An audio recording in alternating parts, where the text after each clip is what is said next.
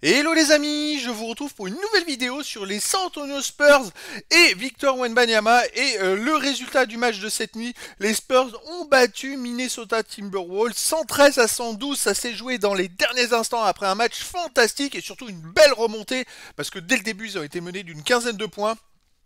Les Spurs n'ont rien lâché et ils ont réussi à grappiller les points et à battre Minnesota, qui est pourtant l'un des favoris pour le titre cette saison, avec Rudy Gobert, Karl Anthony Towns et Anthony Edwards. Anthony Edwards, ça fait un match extraordinaire d'ailleurs.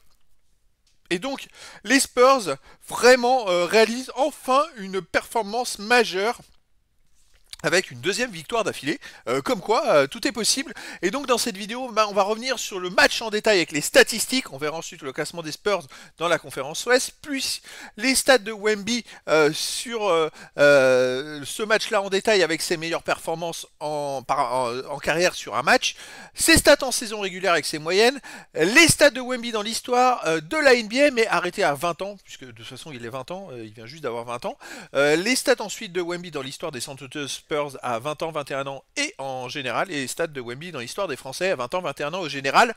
Et on fera un petit focus pour le prochain match, sur le prochain match des Spurs, pour finir cette vidéo. Alors donc déjà, on va revenir, vous voyez, Victor, c'est 23 points, 10 rebonds, 6 passes, 2 comptes, 2 interceptions. Il a été grandement artisan de cette belle victoire. Il a joué une trentaine de minutes, mais bon, il jouait deux fois de suite les Spurs, 2 jours de suite. Et pour une fois, Victor a joué enfin deux jours de suite, en espérant qu'il pourra jouer un peu plus de temps de jeu pour les prochains matchs. Alors dans ce match-là, bon bah Victor a été phénoménal. Il fait 3 sur 6 à 3 points, mais on a aussi Devin Vassell pour les Spurs, qui a fait 25 points à 3 sur 6 à 3 points, 11 sur 17 au tir. Trey Jones qui fait 12 points, 11 passes décisives. Qui c'est qu'on a d'autres? Jérémy Sochan a été plutôt bon. Il a marqué 3 paniers ultra décisifs dans les dernières minutes avec son petit move un peu particulier. Il a été très fort et très présent à ce moment-là.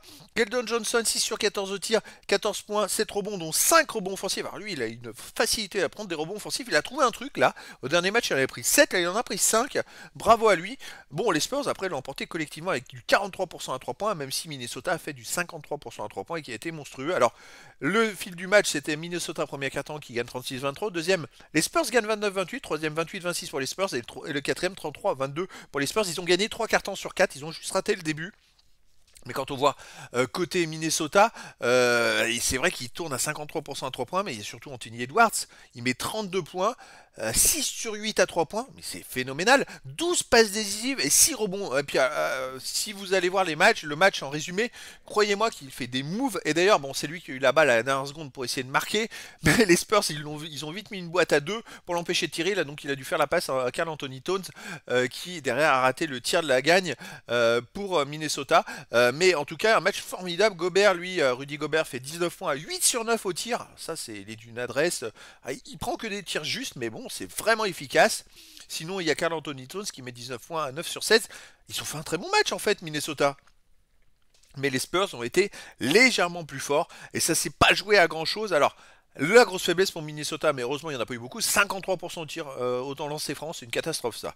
8 sur 15, alors bon ça fait pas une grosse différence parce que ils en ont eu que 15, ils en auraient eu 40, ça serait quand même embêtant, mais là ils en ont eu que 15, donc voilà, et je crois d'ailleurs ce qui est étonnant c'est que les San Antonio Spurs ont fait pas mieux, 8 sur 15, c'est ce que je suis en train de voir en même temps, parce que j'essaye de, je prépare l'analyse et les stats, et puis derrière bah, je vous les commente en direct sans trop les regarder avant, comme ça c'est du fun, c'est plus fun et c'est plus réactif, mais les Spurs ont fait pareil. D'ailleurs, Wemby, il a fait 2 sur 5 au lancer franc. D'habitude, il est à droit et surtout, il en a raté 2 dans les dernières secondes, qui étaient importants et qui auraient pu mettre à mal les Spurs. Allez, on va aller voir le classement maintenant dans la conférence Ouest. Et ben, les Spurs reviennent à 3 victoires de Portland. Ils sont toujours derniers, mais bon, là, 2 victoires de suite, ça fait du bien. 3 victoires de Portland.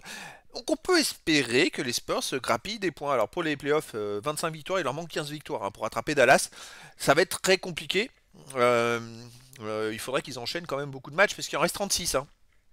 Il faudrait qu'il termine par 36 victoires, je pense, pour rattraper ces équipes-là. Bon, voilà, on peut toujours rêver, mais bon, là, c'est plus encourageant. Un match comme ça pour la saison prochaine, c'est peut-être quand même plus encourageant.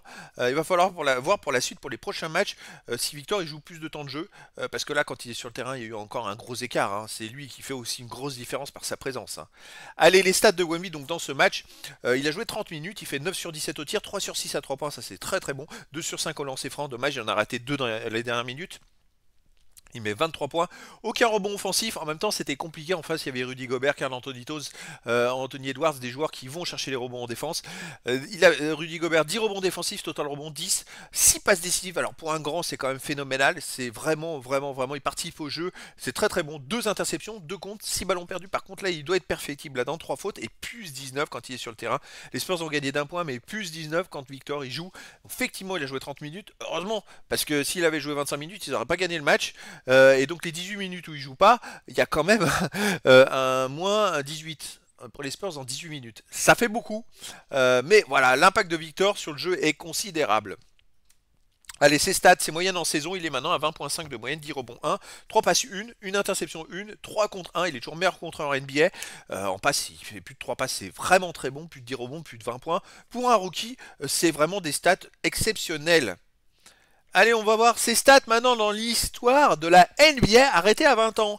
Alors Victor a commencé à prendre, je dirais, à passer des caps où il est dans les 100 premiers parce qu'il y a quand même en violet, en dessous des stats, dans les catégories en violet, vous avez le nombre de joueurs qui sont enregistrés dans ces stats-là. Donc il y a plus de 450 joueurs en moyenne, hein, mais on va les taper les stats où le plus important, les points, il est maintenant 134e, il a gagné 3 places. Vous voyez, pour rattraper Brook Lopez qui est centième, il lui manque 200 points. Mais je le rappelle, Victor, c'est sa première saison NBA. Dans ces stats-là, des fois, à 20 ans, il y avait des joueurs qui avaient 2 voire 3 saisons. Donc forcément, il va lui falloir plusieurs saisons s'il a des meilleures moyennes que ces joueurs-là pour les rattraper. C'est ça la différence. Sinon, donc il est 134e au point. On va aller prendre que les stats intéressantes. Au tir marqué 140e. Tir tenté 141e. Les 3 points marqués, il rentre 96e. Alors pour un grand comme ça paraît assez hallucinant. Il faudrait que j'inverse avec Lamar Odom. Voilà, mais maintenant il est 96e avec 61 paniers à 3 points marqués. Franchement, c'est fort hein, pour un grand comme ça. Il va falloir voir la suite. On voit que d'ailleurs Anthony Edwards est premier avec 386 points devant Jalen Green, Luka Doncic qui est là. C'est des gros joueurs qui sont dans la Melo Ball, mais lui il a commencé très tôt en NBA, je crois, à 19 ans il me semble. Donc c'est des joueurs qui sont importants, mais il est présent. Après les tirs à 3 points tentés, il est 89e. Bon, lancer franc marqué 118e, lancer franc tenté 128e. Il gagne des petites places à chaque fois, chaque match il gagne des places. On a ensuite les rebonds offensifs. Bon, il n'en a pas pris. Rebonds défensifs.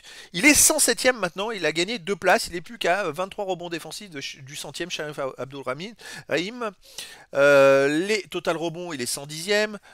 Passe décisive 155e. Alors, pour un grand 155e au passe décisive, c'est quand même pas mal sur 466.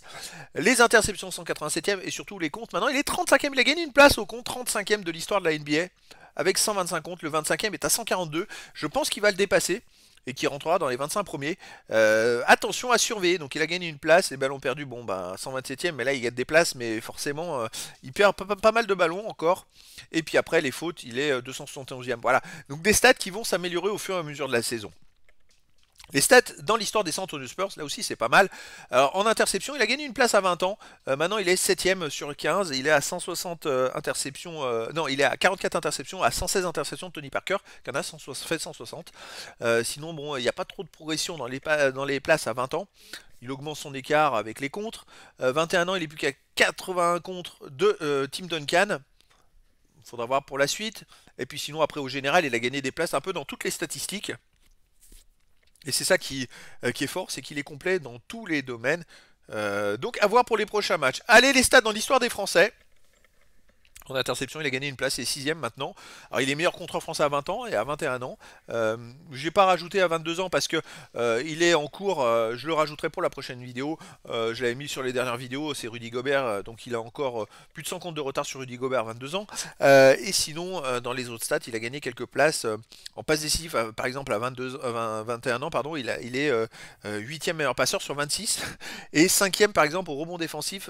Alors les rebonds défensifs, les amis, à 20 ans, il est non, au total de rebonds, il est plus qu'à 9 rebonds de Tony Parker à 20 ans. Donc prochain match, s'il prend 10 rebonds, il deviendra meilleur rebondeur français de l'histoire de la NBA à 20 ans. Tout simplement, donc il va commencer à prendre du grade et du palmarès. C'est ça qui va être à surveiller et ça va être sympa. Les rebonds offensifs et défensifs aussi. De toute façon, je mettrai à jour les stats régulièrement. Donc là, c'est ce qui ressort. Ça va être à surveiller pour le prochain match. Allez, focus sur le prochain match. Les San Antonio Spurs vont jouer le 30 janvier prochain à 2 h du matin, heure française. Ça sera encore le 29 janvier aux États-Unis, en soirée. Et les Spurs vont recevoir Washington Wizards.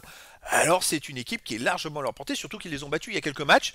Une équipe qui gagne pas beaucoup. Les Spurs ils sont maintenant à 10-36, les Wizards c'est 8-37. Les Spurs à domicile c'est 5 victoires 17 défaites et les Wizards 5 victoires 19 défaites à l'extérieur. Donc ils sont prenables, les Spurs jouent de mieux en mieux. Est-ce qu'ils pourront enchaîner une troisième victoire d'affilée? Je pense que c'est possible et j'ai hâte vraiment d'être à ce match-là. En plus ça leur laisse 2 jours. On va espérer que Victor joue au moins 35 minutes à 40 minutes par match. S'il joue plus de 35 minutes dans ce match-là. Ouh, il va y avoir du spectacle. À noter qu'il y a Bilal Koulibaly côté Washington qui avait failli faire gagner les Wizards contre les Spurs il y a quelques matchs, qui avait été exceptionnel. Il est en 6e homme et à chaque fois qu'il rentre, il se passe quelque chose. Le Français, il a que 19 ans. Il est encore dans les stats à 19 ans, comparé à Victor. Parce que Victor, lui, il est de début d'année. Je crois que Bilal Koulibaly, il est beaucoup plus loin. Donc il n'a pas encore 20 ans et donc il est dans les stats à 19. Et ça va être intéressant parce que c'est un Français qui peut perforer dans les années à venir et qui commence déjà à se faire des petites stats. D'ailleurs, je vais voir si je vais pas le rajouter aussi dans les stats dans l'histoire de la NBA au milieu de ça parce que ça va être sympa de le surveiller. Alors, c'est marrant parce que c'est la même génération que Victor, sauf que Victor est de début janvier et que Bilal Koulibaly, bon, j'irai chercher, il est de cours d'année, donc il se retrouve avec un an d'écart dans les stats.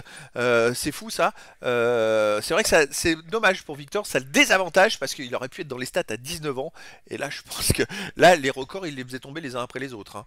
Donc, en tout cas, les amis, voilà, je vous donne rendez-vous donc ce 30 janvier. Je vous ferai une vidéo bilan de résumé, de stats du prochain match des San Antonio Spurs en espérant que Victor joue et qu'il fasse un énorme match. Voilà, les amis, je vous dis à très bientôt pour une nouvelle vidéo.